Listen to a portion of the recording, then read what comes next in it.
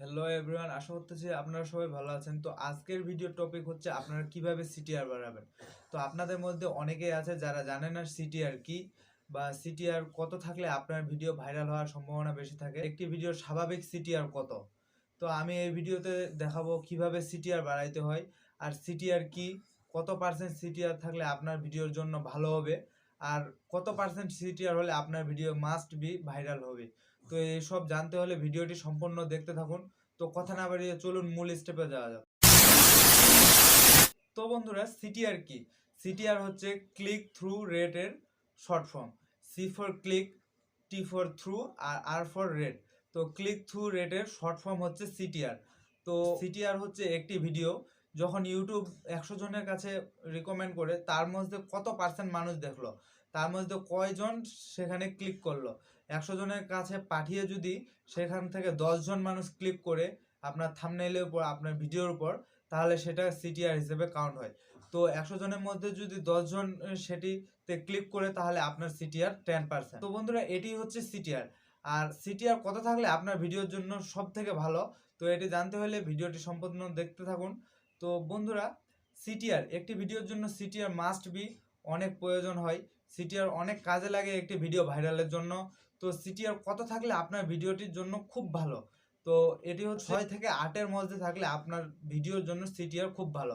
তো সিটিআর যদি আপনার 5 থেকে 7-এর মধ্যে থাকে, তাহলে আপনার ভিডিওটি এক সময় না এক সময় র্যাঙ্ক করতেবেই। তো বন্ধু, আরেকটি কথা, এখানে সিটিআর কমে গেলে আপনার সিটিআর বাড়াবেন কিভাবে, তো এটি নিয়ে আমি সবার শেষে আলোচনা করতেছি।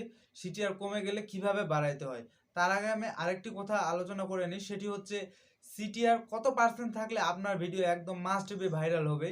তো এটি সবারই জানা উচিত এবং সবারই প্রয়োজন এটি জানার। তো এটি হচ্ছে বন্ধুরা, সিটিআর যেমন 5 থেকে 7 থাকলে আপনার ভিডিওর জন্য বেস্ট, তার থেকে যদি কিছু একটু বেশি থাকে তাহলে আপনার ভিডিওটি ভাইরাল হবে।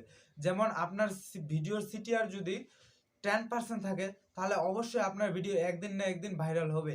তো আপনার ধৈর্য ধরে শুধু ইউটিউবে কাজ করে যেতে হবে, একদিন না একদিন আপনি সফলতা পাবেন। ঠিক বলেছো।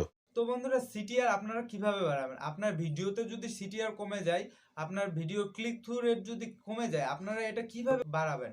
তো বাড়ানোর অনেক টেকনিক আছে, তার মধ্যে বেস্ট টেকনিক হচ্ছে একটি বেস্ট থাম্বনেল ক্রিয়েট করা। তো আপনার থাম্বনেলটি যত আকর্ষণীয় হবে, অ্যাট্রাকটিভ হবে, ততই আপনার ভিডিওতে ক্লিক আসার সম্ভাবনা বেড়ে যাবে।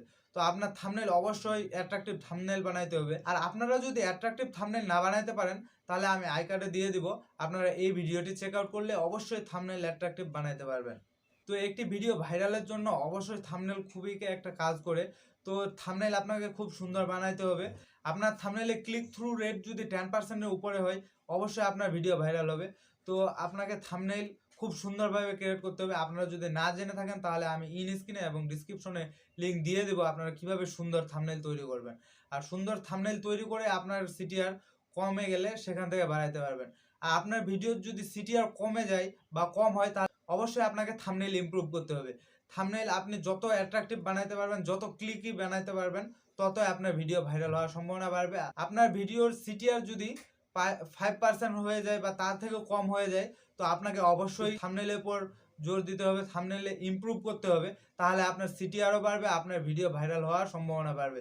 তাই অবশ্যই আপনার সিটিআর বাড়ার জন্য থাম্বনেলটি মোস্ট ইম্পর্টেন্ট। থাম্বনেলটি অবশ্যই অ্যাট্রাকটিভ বানানোর চেষ্টা করবেন, তাহলে আপনার সিটিআর বেড়ে যাবে।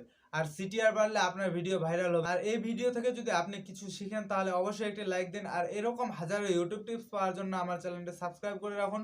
ভালো থাকবেন, সুস্থ থাকবেন, দেখা হবে কোনো পরবর্তী ভিডিও। খতম, বাই বাই, টাটা।